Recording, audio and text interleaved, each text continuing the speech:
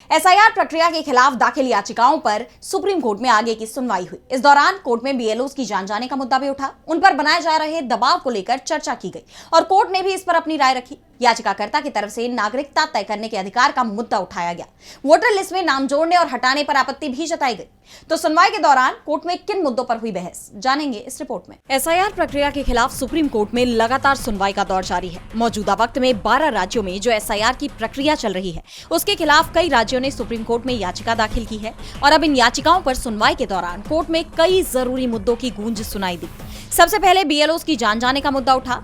वरिष्ठ वकील गोपाल शंकर नारायणन ने कोर्ट में कहा कि हमारे पास 35 से 40 बीएलओस की डिटेल्स हैं जिन्होंने अपनी जान ले ली। उन्हें सेक्शन 32 आरओपीए के नोटिस भेजे जा रहे हैं जिसमें कहा गया है कि अगर वे डेडलाइन पूरी नहीं करते हैं तो उन्हें 2 साल की जेल होगी।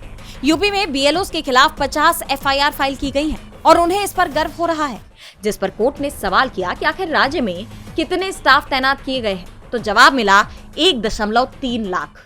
इस पर कोर्ट ने कहा कि और 30 से 40 हजार क्यों नहीं। चुनाव आयोग को हमें यह भी बताना चाहिए कि आप उनसे कितने घंटे काम करवाना चाहते हैं। बीएलओस के बाद कोर्ट में नागरिकता तय करने के मुद्दे पर बहस शुरू हुई। वरिष्ठ वकील प्रशांत भूषण ने चुनाव आयोग के एसआईआर की 2003 की गाइडलाइंस का जिक्र किया और बताया कि आयोग ने हमें इसे शेयर करने से मना कर दिया था।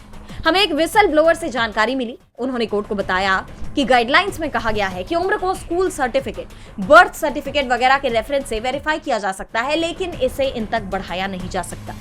ये कहा गया था कि एन्यूमरेटर का काम नागरिकता तय करना नहीं है। प्रशांत भूषण ने बिहार में एसआईआर के बाद बनी वोटर लिस्ट की जानकारी देते हुए कोर्ट को आगे बताया कि फाइनल रोल में 3.5 लाख नाम हटाए गए। फाइनल रोल के पब्लिकेशन से लेकर वोटिंग के समय तक उन्होंने 3.5 लाख और नाम जोड़ दिए। ड्राफ्ट रोल में 65 लाख नाम हटा दिए गए। बचे वोटरों की संख्या 7 करोड़ 21 लाख थी। उन्होंने उन 65 लाख लोगों के नाम हटाने की इजाजत नहीं दी जो हटा दिए गए थे। भूषण ने इस बात पर जोर दिया कि चुनाव आयोग ने जिनके नाम हटाए उन्हें कितने नोटिस दिए गए, क्या उन्हें बताया गया कि किस बात पर एतराज है, नाम पर, उम्र पर, किस पर। उन्होंने कहा कि चुनाव आयोग की तरफ से लगातार ट्रांसपेरेंसी की कमी रही है, पारदर्शिता की कमी रही है। यहाँ तक कि डेटा को मशीन से पढ़े जा सकने वाले फॉर्म में डालने से मना करना भी इसे और बढ़ाता है। यानी चुनाव आयोग पर सवालों की कड़ी बढ़ती ही जा रही है। मामले में अगली सुनवाई 9 दिसंबर को होगी।